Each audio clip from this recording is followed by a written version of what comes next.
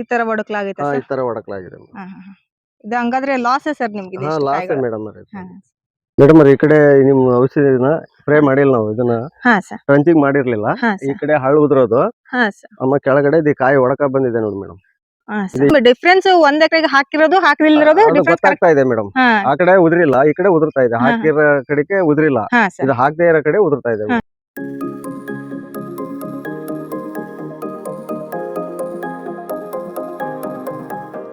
ಬಳಸುವ ವಿಧಾನ: 200 ಲೀಟರ್ ನೀರಿನ ಡ್ರಮ್ಮಿಗೆ 5 ಲೀಟರ್ ವಿಫಾರ್ಮ್ಸ್ ಬಯೋ NPK, 1 kg ಬೆಲ್ಲ, 1 kg ಕಡಲೆ ಹಿಟ್ಟು ಹಾಕಿ ಮಿಶ್ರಣ ಮಾಡಿ ನೆರಳಿನಲ್ಲಿಟ್ಟುಕೊಂಡು ಮೇಲೆ ತೆಳುವಾದ ಬಟ್ಟೆಯನ್ನು ಹೊದಿಸಿ 48 ಗಂಟೆಯ ನಂತರ 1 kg ಪ್ಲಾಂಜೀನಿಯನ್ನು ಮಿಶ್ರಣ ಮಾಡಿ ಚೆನ್ನಾಗಿ ಕಲಕಿ ಡ್ರೆಂಚ್ ಅಥವಾ ಡ್ರಿಪ್ ಮುಖಾಂತರ ಬಳಸಿಕೊಳ್ಳಿ. ನಮಸ್ಕಾರ ವೀಕ್ಷಕರೇ, ನಾನು ಸುಷ್ಮಾ ವಿಫಾರ್ಮ್ ಸಂಸ್ಥೆಯಲ್ಲಿ ಕೆಲಸ ಮಾಡುತ್ತಿದ್ದೇನೆ.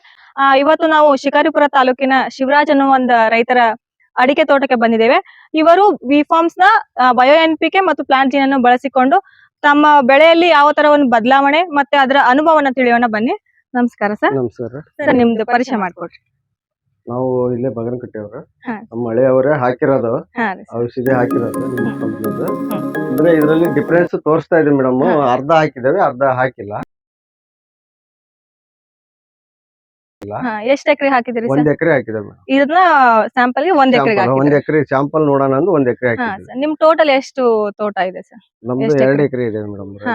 ಇದು 7 ಎಕರೆ ಪೂರ್ತಿ ಪ್ಲಾಟ್ ಇರೋದು ಮೇಡಮ್. ಇದ್ರಲ್ಲಿ 1 ಎಕರೆ ನಾವು ಅಷ್ಟೇ ಬಳಸಿರೋದು. ಡಿಫ್ರೆನ್ಸ್ ತೋರಿಸಿದೆ ಮೇಡಮ್. ಯಾವ ತರ ಏನ್ ಬದಲಾವಣೆ? ಇದ್ರಲ್ಲಿ ಕಾಯಿ ಚೆನ್ನಾಗಿ ಹಿಡಿದೈತೆ ಮೇಡಮ್ ಅವರೇ. ಆಮೇಲೆ ಕಾಯಿ ಒಡಕ ಬಂದಿಲ್ಲ.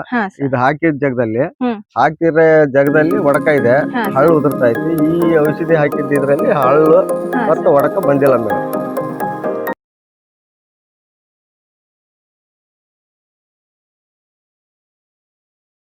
ಅದು ಎಷ್ಟು ಸಾರಿ ಯೂಸ್ ಮಾಡಿದ್ರೆ ಸರ್? ಒಂದೇ ಸಲ ಯೂಸ್ ಮಾಡಿರೋದು. ಒಂದೇ ಡೋಸ್ ಯೂಸ್ ಮಾಡಿರೋದು ಮೇಡಮ್. ಯಾವಾಗ ಯೂಸ್ ಮಾಡಿದ್ರಿ ಸರ್ ಇದನ್ನ? ಎಷ್ಟು ತಿಂಗಳ ಹಿಂದ್ಗಡೆ? July madam. ಜೂನ್ ಜುಲೈಯಲ್ಲಿ ಗೊಬ್ಬರ ಕೊಡುವ ಹಾಕಿದ್ರಿ? ಹಾಕಿದ್ದು ಮೇಡಮ್. ಏನೇನು ಯೂಸ್ ಮಾಡಿದ್ರಿ ಸರ್? ಇದು ಕಂಪನಿದೆ. ಹಾ ಸರ್. ಅದೇ ಪೌಡರ್ ಮತ್ತೆ ಇದನ್ನ ಹಾಕಿರೋದು. 5 ಲೀಟರ್ NPK ಹಾಕಿರೋದು. ಅದನ್ನ ಏನ್ ಡ್ರೆಂಚ್ ಮಾಡ್ಕೊಂಡ್ರೆ ಏನು? ಡ್ರೆಂಚಿಂಗ್ ಮಾಡಿದ್ ಮೇಡಮ್. ಗಿಡ ಸುತ್ತ ಹಾಕಿರೋದು ಮೇಡಮ್. 2 ಲೀಟರ್ ಹೋಯ್ದಿದೆ ಮೇಡಮ್. 2 ಲೀಟರ್ ಒಯ್ದಿದ್ರಿ. ಅಲ್ಲಿ ನಿಮ್ಗೆ ಕಾಯಿ ಉದ್ರದಾಗಿರ್ಬೋದು, ಸೀಳದಾಗಿರ್ಬೋದು ಯಾವ್ದು ಕಂಡಿಲ್ಲ ಮೇಡಮ್.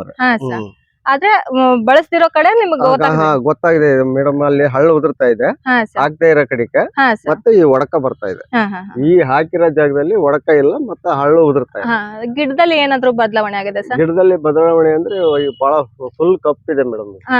ಹಸಿರಾಗಿ ಬಂದಿದೆ. ಹಸಿರಾಗಿದೆ ಮೇಡಮ್. ಈ ಕಡೆ ನಿಮ್ ಔಷಧಿನ ಸ್ಪ್ರೇ ಮಾಡಿಲ್ಲ ನಾವು, ಇದನ್ನ ಟ್ರಂಚಿಂಗ್ ಮಾಡಿರ್ಲಿಲ್ಲ. ಈ ಕಡೆ ಹಳ್ಳು ಉದುರೋದು, ಆಮೇಲೆ ಕೆಳಗಡೆ ಕಾಯಿ ಒಡಕ ಬಂದಿದೆ ನೋಡಿ ಮೇಡಮ್. ಇದು ಈ ಕಡೆ ಹಾಕದೇ ಇರೋ ಜಾಗದಲ್ಲಿ ಈ ತರ ಉದುರ್ತಾ ಇದೆ. ಎಷ್ಟು ಬಿದ್ದಿರ್ಬೋದಂತ ಅನ್ಸುತ್ತೆ ಸರ್ ನಿಮ್ಗೆ? ಇಲ್ಲಿ ನಮಗೆ ಬಹಳ ಬಿದ್ದೈತೆ. ಒಂದ್ ಗಿಡದ ಹತ್ರ 30-40 ಕಾಯಿ ಇದೆ ನೋಡ್ರಿ. ಕಾಯಿ ಉದ್ರಿದೆ ಸರ್? ಉದ್ರಿದೆ. ಅಂದ್ರೆ ನಿಮ್ ಡಿಫ್ರೆನ್ಸ್ 1 ಎಕರೆಗೆ ಹಾಕಿರೋದು ಹಾಕಿಲ್ದಿರೋದು ಡಿಫ್ರೆನ್ಸ್ ಆಗ್ತಾ ಇದೆ ಮೇಡಮ್. ಆ ಕಡೆ ಉದ್ರಿಲ್ಲ.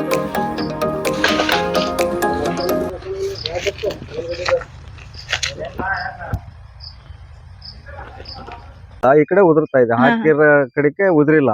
ಇದು ಹಾಕದೇ ಇರೋ ಕಡೆ ಉದುರ್ತಾ ಇದೆ. ಈ ತರ ಒಡಕಲಾಗೈತೆ? ಈ ತರ ಒಡಕಲಾಗಿದೆ. ಇದು ಹಂಗಾದ್ರೆ ಲಾಸ್ ಸರ್ ನಿಮ್ಗೆ? Loss madam.